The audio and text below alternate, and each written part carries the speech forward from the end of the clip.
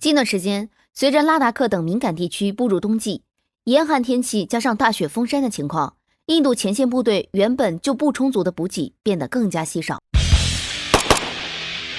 而最近有英国媒体采访印度边境村庄时，村民就透露了印军现状。据英国卫报在当地时间9月20日刊登了一篇文章，描述了在拉达克地区印度一侧的楚沙尔村，全村包括成人和男孩在内，被迫将装有军需物资的包裹、油罐运输给拉达克地区驻扎的印度军队，而该地区的海拔接近5000米。这些村民一路跋涉，辛苦地将物资送到印度陆军手中。不过，让很多人意外的是，这些村民之所以这么做，完全是出于恐惧，而非很多人想象中的爱国。在文章中，卫报引述了楚沙尔村一位28岁的村民次仁的话：“我们给他们带上物资，一天需要来回好几次。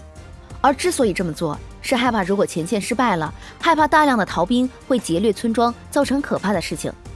尤其是在目前，有村民认为10月份一到，冰雪就会彻底封锁上山的路线，未来5个月，上面的部队没有任何支援，还可能面临致命的雪崩。”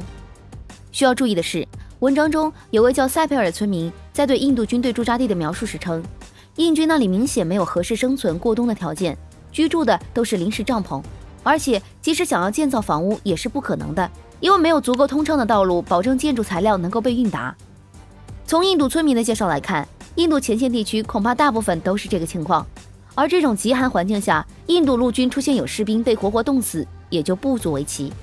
不过讽刺的是，明明印度军方自己为了争面子，一定要把部队派往高原地区越个冬，来彰显一下自己超级大国的牌面。结果，当印度有士兵因此被冻死时，却拐弯抹角地给自己甩锅，甚至公开表示，证明所谓被冻死的士兵，其实是因为寒冷状态下引发了原本就患有的疾病，这才导致死亡。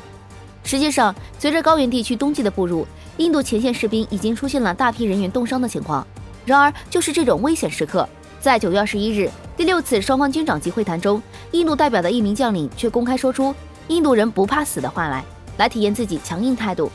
而针对这句话，其实印度前炮兵司令在接受采访时就指出，